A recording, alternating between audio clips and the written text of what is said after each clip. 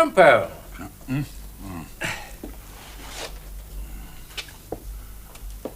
You're late, bird. Yeah, just trying to feather my nest with a rather juicy little murder. Morris Snooks tells me he's not taking in a leader. That's right. Well, the last time I led you wasn't a successful.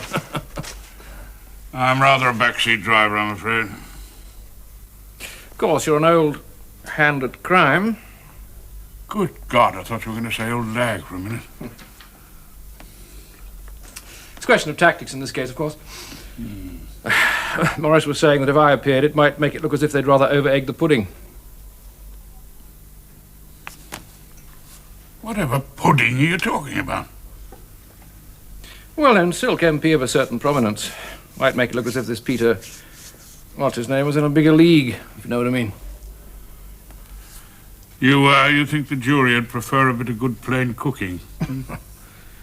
You put things rather well, Horace, sometimes. Oh, thank you. But if I can be of any help unofficially. Oh, I'll call on you if I can't remember how to cross-examine. I admit I lack the polish that makes it sound as polite as examination-in-chief. That offer was made in all sincerity, you know. Then in all sincerity, I can manage on my own. Horace, look, I'm rather anxious to put to an end any sort of rift between the two senior men of Chambers. It doesn't make for a happy ship. Aye, sir. Yes, well, I'm glad you agree. Seriously, Horace, we don't see enough of each other socially. Look, I've got a couple of tickets for the Scales of Justice ball at the Savoy. Why don't you join me and Marigold? Now, let's get this straight, Featherstone. Oh, Gutherie. Let's get this straight, Gutherie. Are you seriously asking me to trip the light fantastic toe with your wife? And you bring your good lady. Mike? Your missus.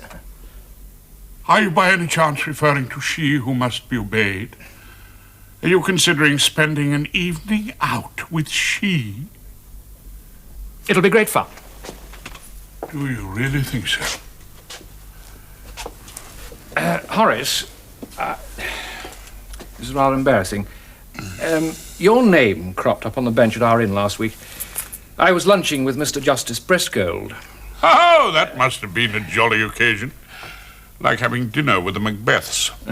Yes, and he asked me who I had in Chambers, and I was able to tell him Horace Rumpole, inter alia. You know, I can't actually imagine Frank Brescold eating. I suppose he may be brought to smell the bouquet of a grated carrot. And he said, "Do you mean the fellow with the disgraceful hat?" Justice Brescold was talking about my hat? Yes, he seemed to think, forgive me for raising this, but he seemed to think that your hat set the worst possible example to the younger men at the bar. Well, you can tell Mr. Justice Brescold from me, when next you share the bench's vegetarian platter, that the last time I appeared before him, I took strong exception to his cufflinks. To me, they look just as cheap and glassy as his eyes. Oh, don't take offence, Horace. It doesn't do, you know, to take offence at one of Her Majesty's judges. Well, look, we'll look forward to the Savoy, and the best to your good lady.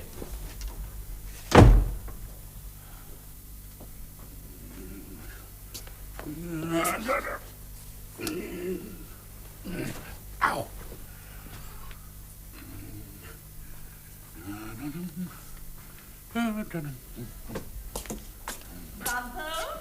She who must be obeyed. Yes, dear.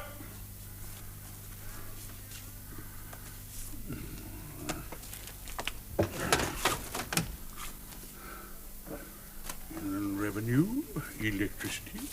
What are you doing to the post? Just throwing it away, dear. Whatever for? You always throw it away the first time, otherwise you just encourage them to send more bills. If you had a few decent cases, Rumpole, if you weren't always slumming around the magistrates' courts, you might not be throwing away bills all the time. What's that? I think it's the gas. I saw a gas bill with a gold crest on it. It's an invitation. Yeah. To the Savoy Hotel. Mr. and Mrs. Horace Rumpole. I wouldn't enjoy it. Why wouldn't I enjoy it? Oh, you know what it's like. Prawn cocktails and boiled shirts, watching a lot of desiccated judges pushing their overfed wives round the parquet, 2 selections from Oklahoma. It would do you good, Rumpole. It's the sort of place that you ought to be seen at. The scales of justice board. It's impossible. I don't see why. Why, well, we're invited by that woman, Marigold Featherstone. What's the matter with that? She's the wife of your head of chambers, isn't she? She is an old boot. Marigold Featherstone is a domestic tyrant and termagant. Do you know what that poor wretched Gutherie calls her behind her back, of course? She who must be obeyed. No. Yes, isn't that awful? No, the ball is out. You and Marigold wouldn't hit it off at all. Must fly, murder calls. Why, Emma, didn't you tell me we're back to murder? Oh, this is good news. Better fun than dancing.